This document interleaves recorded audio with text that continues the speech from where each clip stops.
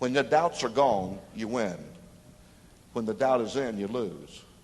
So you got to get rid of your doubts about you, thinking someone better than you. When you think someone's better than you, you just lost. God said, I'm no respecter of persons. And so when you understand that you got a brain just as good as anybody else's, you just got to get the right stuff in it. If you got the wrong stuff in it, you're going to say the wrong words, and you're going to create the doubt in yourself. If you're sprinkling words of doubt out here, you're sowing seeds of doubt, and you're going to reap the doubt crop. Period. This is where all the power comes from, is your mouth. See, when you create power and authority with your words, everything falls into place. All obstacles are overcome. Everything. There's nothing you can't do, but you can dream if you can just believe. Mark 11:22-24 says, if you don't doubt, if you believe, and if you have faith, those three things, faith. Whosoever can ask for whatsoever. And it's a done deal. It's absolute. See, it's just a matter of using the authority that God gave you, the power that he gave you, in your everyday, absolutely everyday life.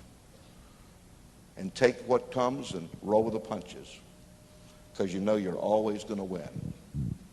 One of the greatest things you'll ever do is be the person that others love to be around, because you encourage them to win, because you're uplifting them and encouraging them, because you really believe you win, and you really believe they can too. And you see, when I hear people speak failure, it really bothers me. And if I don't believe that they'll change, I want to get away from them as fast as I can, because I don't want to catch their disease. What does God say about a man in here? He said, he shall provide for, these are the exact words, he shall provide for and fill every need of the family. Now you see, in my particular case, I absolutely own my wife. I have for 42 years. I bought her, she's mine, lock, stock, and barrel. She doesn't belong to anybody else, she belongs to me. She's my property. Now that's far different from what you read in the newspapers. It's far different from what you hear on television. It's far different when you hear these talking heads on TV talk about women. But my wife's happy because she's owned by me. I bought her, I paid $2 for her. When I paid for the marriage license. Now the problem is, she owns me, lock, stock, and barrel. Amen? No other woman does on earth. Certainly no man.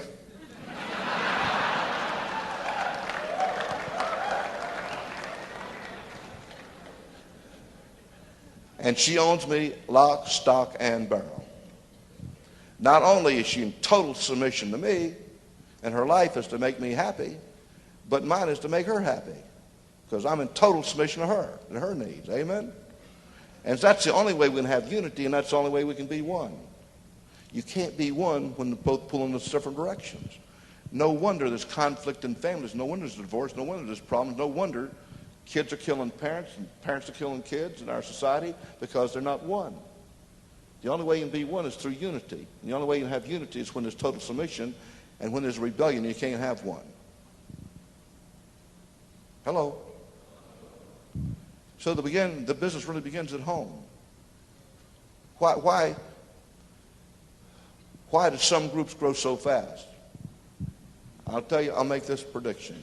The groups that have the least marriage problems, divorces, etc., children problems, are going to be the ones that are growing fastest, because home's solid. Because that's where you find manhood. Now I want to tell you something here real quick.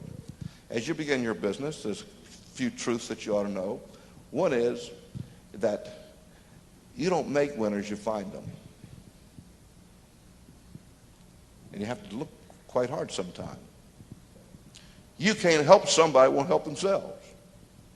If you sponsor somebody who won't help themselves, you can't make them win. You can't make someone else win.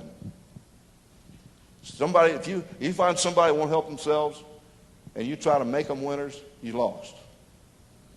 You're looking for people that choose to win, and they choose it by paying the price on a regular, consistent basis.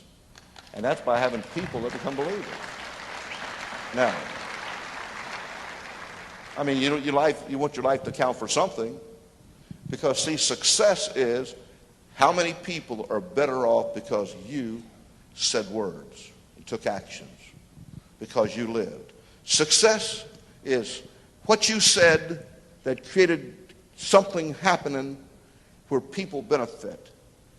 It isn't just doing it, it's saying it and doing it. It's where your words and your actions are in agreement with each other and coincide with each other.